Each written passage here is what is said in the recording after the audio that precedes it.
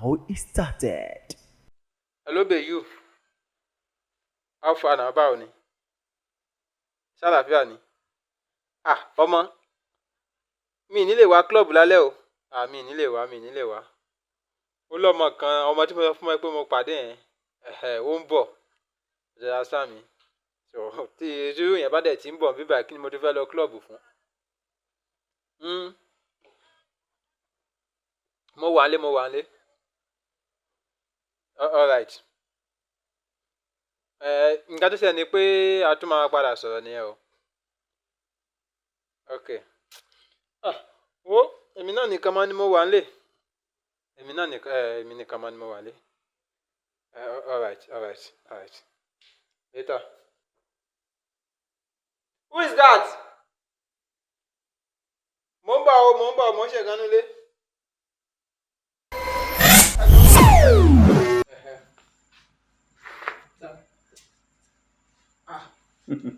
Bàbá. Ó jọ lójú. Ìyẹn bá lẹ̀, ṣé mo ṣílẹ̀kùn lẹ̀ ni? Mi ṣílẹ̀kùn náà, á kàn bàbá rẹ̀ ṣe wọnú lé mi. Ọmọdé ní í ṣe ọ́. Kódà tó o bá fi igba kọ́kọ́rọ́ tilẹ̀kùn. Ẹ̀yin ò dá wa lọ́wọ́ ọmọ nílé làwa, kò síbi tá a lè gbà wọlé. Ọmọdé ní í ṣe ọ́. Bẹ̀rẹ̀ ìwé sá, kí ni mo lè ṣe fún yín, ẹ má bínú. Ìbéèrè tó yẹ kó o béèrè nù. Wo àǹfààní kan mú wá fún ọ. Mo sì fẹ́ kó o dẹ etí rẹ kó o gbọ́ràn dáadáa. Àǹfààní. Oyèyẹmí Ọláwùmí lórúkọ ìyá rẹ. A bí i ní ọjọ́ 11 oṣù keje ọdún 1960. Bọ̀sà, ẹ má bínú. Báwo lẹ ṣe mọ gbogbo information? Mo sọ fún ọ wípé àṣà mi tó bà lórùlé, ojú mi tó lé ó tó kó. Pẹ̀lú àṣẹ Èdùmàrè kò sí ń táwa ò rí lábẹ́ ọ̀run yìí. Kò sí ń tá a mọ̀. Ọ gbọ́dọ̀ jọ lójú. Wo ìyá rẹ ṣe nǹkan kan ló mú kí n tọ̀ wá o. Torí ẹnìkan bẹ tá ń pè lábẹ̀ní.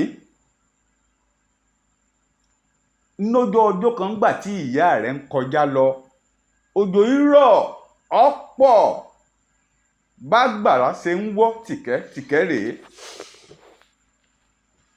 Ìgbà tí Àbẹ̀ní ó padà lóhùn ó jáde, Àbẹ̀ní wá fẹ́ kọjá odò ńjọ́ náà lọ́hùn kóhun kọjá àgbàrá, àgbàrá bá gbé. Ọpẹ́lọpẹ́ ìyá rẹ̀ Oyèwùmí Ọláyẹmí nódì lọ́wọ́ mú tí ò jẹ́ ká gbàdọ̀ gbé ńjọ́ náà. Ọmọ ò sọ gbogbo ìtẹ́yìn. Ó ṣe é ṣe kán máa sọ̀tàn fún ọ. Sọ wá rábẹ̀ ní ọjọ́ náà lọ́hùn, inú padà bí èmi. Bàbá, kí lorúkọ yín? Ó fẹ́ mọ orúkọ mi? Goyin Weje lorúkọ mi. Goyin Weje. Káàtì wá sọ pé Goyin Weje lorúkọ yín, kí ni mo lè ṣe fún yín gangan? Ìbéèrè ńlá ló béèrè. Àdánwò kan ń bọ̀ lọ́dọ̀ rẹ tí ń rò dìgbà obìnrin ni wọ́n rán sí ọ. Tọ́ ọ bá ilé gbìyànjú tọ́ ọ̀kóra rẹ̀ ń jánu, ìgbẹ̀yìn rẹ̀ ọ̀dá o. Yọ̀ǹde o sì gbọ́dọ̀ kíyèsára ní tó bá fi lọ́ọ́ gbọ́dọ̀ gbà kó má bàa jẹ́ pé ìparun ni ó jẹ́ fún ọ. Èyí tí mo ní ìmú wá fún ọ nù. Ẹ wo ẹ ṣe gan Sam, really appreciate. And at least ká tẹ̀ sọ pé mi ìmọ̀ yín rí. So mi lè sọ pé gbogbo ọ̀tẹ̀ sọ sílẹ̀ pé irọ́ ni. Tí bá tẹ̀ tó wá sọ wípé irọ́ ni, at least bákan lè ṣàṣe dé bíbá mi ṣáà lè sọ pé ẹ parọ́ dé bíbá yìí. Ok, ẹ máa lọ ṣẹlẹ̀ sá. Ẹ jókòó lè mí mò ń bọ̀. Ọ̀pọ̀ ẹ̀jẹ̀ sábà ẹ wà kan nulẹ̀. Ó fẹ́ fún mi ní nǹkan? Mò ń bọ̀ sá. Ó dà bá. Good information lẹ fún mi ẹ̀.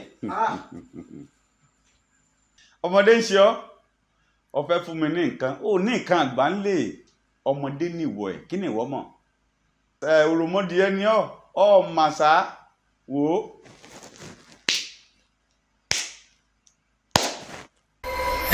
Information. Baba, account number.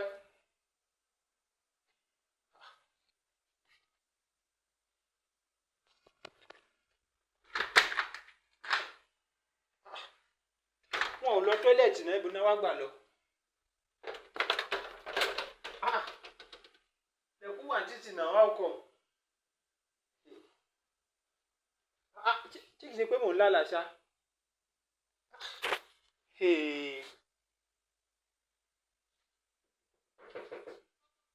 Dájú nìyẹn.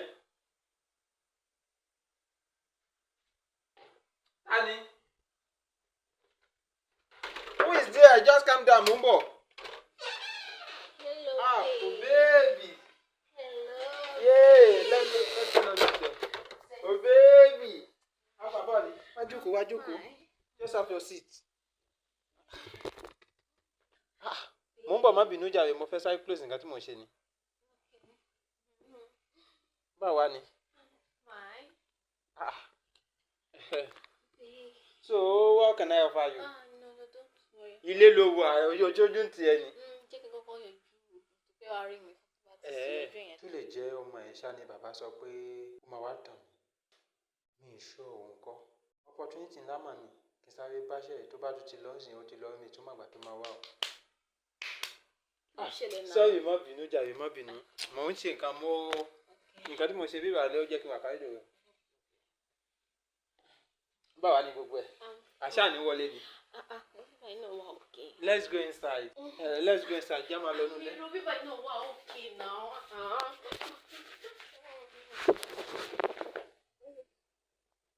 5 minutes later.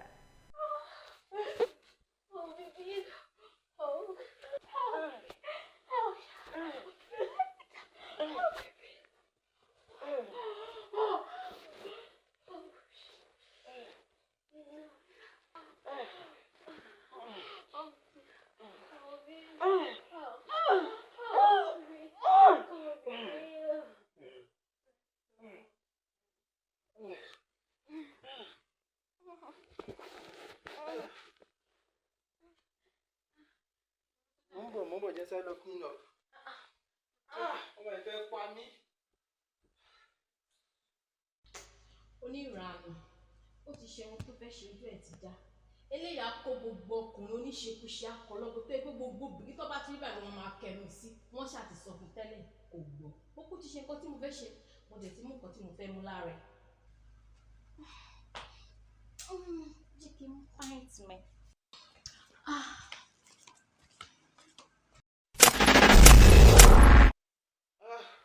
Ọmọ ẹ̀ fẹ́ pa mí.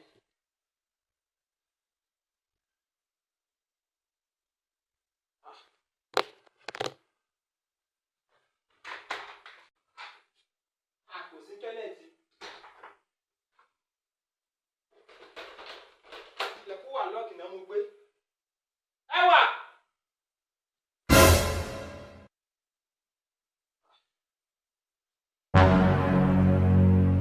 Yé, ẹ gbà mí.